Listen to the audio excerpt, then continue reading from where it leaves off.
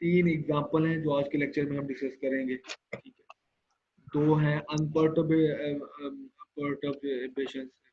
Non degenerate perturbation से, sorry non degenerate perturbation theory से, तो एक है हमारे पास पर्टर्बेशन थ्योरी से। तो आप अगर इनको अंडरस्टैंड कर लेते हो तो आपको काफी सारी पर्टर्बेशन थ्योरी जो है अप्लाई करना आ जाएगी। पहला केस ये है कि आपके पास है एक पार्टिकल है जिसका चार्ज क्यू है और वो है infinite square well, infinite band potential में, वन डायमेंशन इन्फिनिट वेल में है, और उसके ऊपर आप यूनिफॉर्म इलेक्ट्रिक फील्ड अप्लाई करते हो, यूनिफॉर्म इलेक्ट्रिक फील्ड अप्लाई करते हो जिसकी मैग्नीट्यूड ई है, ठीक। तो आप ये देखते हो कि उसकी जो परटर्बेशन है, जो उसके एनर्जी लेवल्स हैं, कैसे स्प्लिट होते हैं, ठीक है।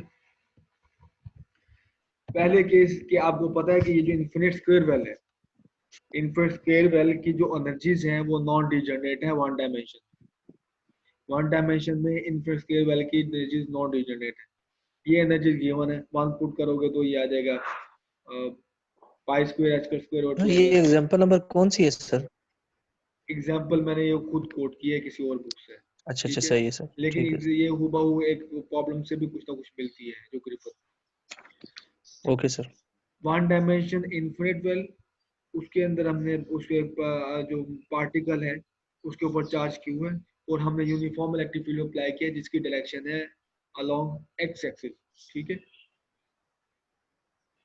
अच्छा, अब आपकी इसकी पोटेंशियल एनर्जी क्या होगी, ये ये ई मल्टीप्लाई बाय एक्स क्या हुआ हमारे पास, पोटेंशियल, यही होता है ना potential, E multiply by X, E और डिस्टेंस पोटेंशियल आ गया। पोटेंशियल को चार्ज से मल्टीप्लाई करोगे पोटेंशियल एनर्जी हो जाएगी। और नेगेटिव किस लिए, पॉजिटिव चार्ज के केस में जब आप इलेक्ट्रिक फील्ड अप्लाई करते हो और वो उस केस में आपके पास जो पॉजिटिव चार्ज की एनर्जी डिक्रीज होती है।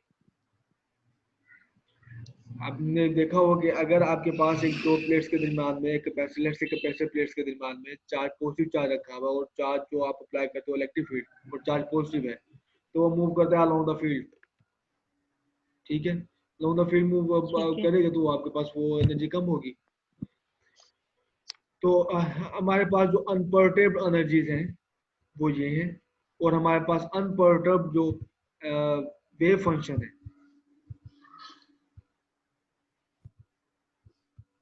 अनपर्टर्ब एनर्जी ये है हमारे पास, अनपर्टर्ब जो वेव फंक्शन हमारे पास ये है, और पर्टर्बेशन जो है पर्टर्बिंग हैमिल्टोनियन हमारे पास ये है, ठीक है।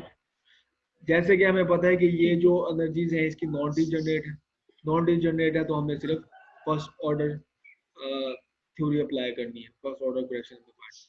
फर्स्ट ऑर्डर करेक्शन में हमारे पास ये एच प्राइम जो कि पर्टर्ब हैमिल्टोनियन है उसको हम सैंडविच करते हैं अनपर्टर्ब आइगन स्टेट्स के दरमियान में, तो ये आइगन अनपर्टर्ब आइगन स्टेट्स के दरमियान में मैंने इसको सैंडविच किया, ठीक।